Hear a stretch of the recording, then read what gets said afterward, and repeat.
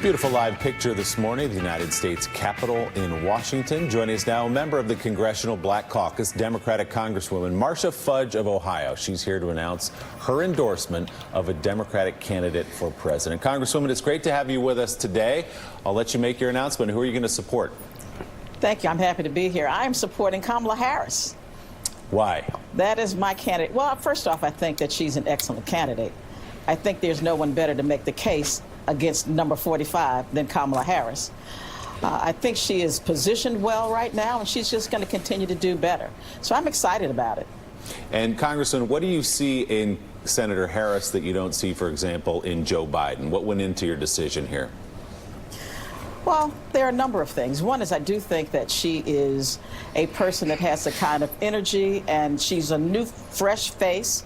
She's someone that when people meet her, they like her, and I think that she is going to continue to move up in the polls. And of course, she's an African-American woman. So that is very, very important to me as well. Do you have concerns about the frontrunner, Joe Biden, or was this just all about Senator Harris for you? No, this is about Senator Harris. I've come to know Joe Biden. I like him a great deal. But I had just chosen the candidate that I think is best prepared to be the president of the United States. Congresswoman Jonathan Capehart has a question for you. Jonathan? Hi, Congresswoman Fudge. Thanks for sharing your news about who you're supporting. And I was just talking about my family barbecue in North Carolina last weekend, and it was my Aunt Gloria who said she likes Senator Harris, but she thinks Joe Biden should be the nominee. One, because he's an old white person who can go up against an old white person, but also because Senator Harris is a woman, and a woman's not going to win. If my Aunt Gloria were here right now, what would you tell her to make her see that, the way you see it, that Senator Harris is the one who should be the nominee? I'd say, Aunt Gloria, remember that black women are the biggest and best voting bloc in the Democratic Party, that African Americans and people of color are going to determine who our nominee is going to be. We are the base. If we support her and we come out, she will win. Elise? Congresswoman, Senator Harris has a new plan to combat terrorism within the United States. Can you talk a little bit about that plan? Yeah, she's talking about domestic terrorism. I mean, certainly white supremacy is not new to this country, and it's real.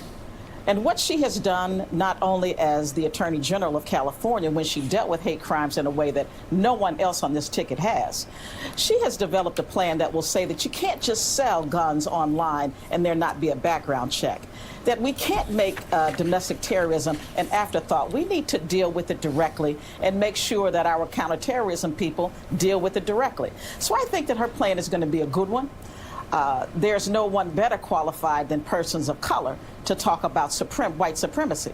It is something we've dealt with all of our lives. So I think that she's uniquely positioned to do that.